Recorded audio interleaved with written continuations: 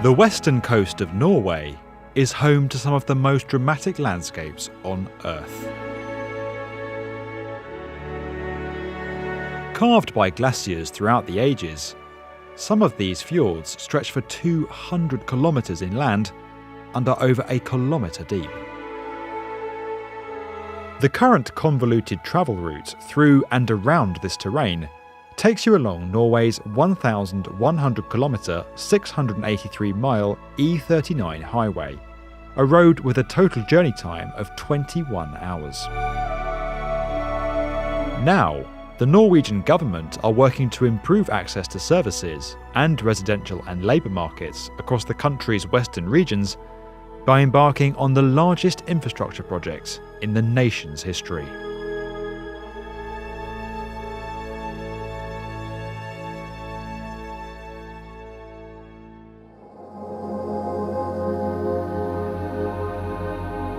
Norway's E39 highway runs between Kristiansand in the far south of the country and Trondheim in the north. The route navigates its way across the fjord network and features no fewer than 7 ferry crossings. The new Coastal Highway project aims to eliminate the need for ferry services altogether by building a series of bridges and tunnels across, through and under the landscape. With many of the fjords along the route being too wide or too deep for conventional infrastructure to cross, innovative new solutions are being investigated by the Norwegian Public Roads Administration. Rogfast is the first in a series of crossings that will link the E39, connecting Stavanger and Haugesund via a 27 kilometre, 16 mile undersea tunnel. This structure will reach depths of up to 390 metres below sea level, making it the deepest as well as the longest undersea road tunnel in the world. The Rogfast project will in fact consist of 2 tunnels connected every 250 metres with emergency exits. Each tunnel will have a lay-by at 500 metre intervals, along with telephone and surveillance cameras along the route. The tunnel will also feature a mid-route intersection with the island municipality of Kvitsøy, creating an undersea tunnel junction and connecting the island with the Norwegian mainland. With work begun in 2018, this element of the project is set to be completed by 2026 at a cost of $2 billion. While the Rogfast works are already underway, the scale of some other fjords is presenting the project team with extreme engineering challenges. Bjørnafjord, located to the south of Bergen, stands 5 kilometres wide and reaches depths of 600 metres.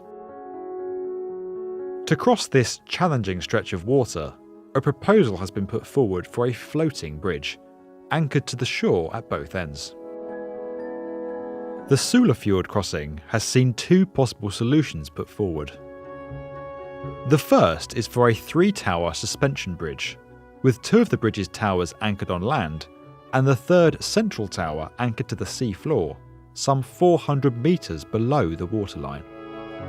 An alternative proposal for a submerged floating tunnel would see 2 interconnected tubes running side by side, tethered to the seabed using high-strength cables. Crossing the Rumdalsfjord will require a 16-kilometre undersea tunnel, much like the Rogfast project, from Ålesund to Midsund, followed by a 2-kilometre suspension bridge connecting onto Molde. By far the most complex and ambitious of all the coastal highway crossings is that at Sognefjord, also known as the King of the Fjords.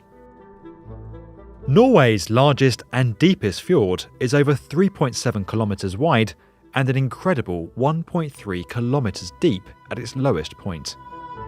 While these extreme distances pose their own challenges, engineers must also account for the high number of ships that enter the fjord on a regular basis.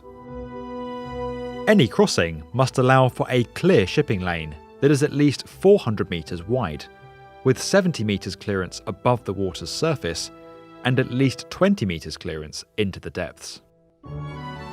To deliver this, the project team are considering numerous different types of crossing for this fjord. The first is a traditional suspension bridge. With a 3,700 metre crossing, such a structure would be almost double the length of the world's current longest bridge and would require support towers at least 450 metres tall, significantly eclipsing the 343 metre tall Millau Viaduct in France to become the world's tallest bridge structure. A floating bridge is also being considered. However, this structure would need to raise to allow ships to pass, and achieving such a feature in a bridge that is only anchored to each shoreline poses considerable engineering challenges that are yet to be overcome.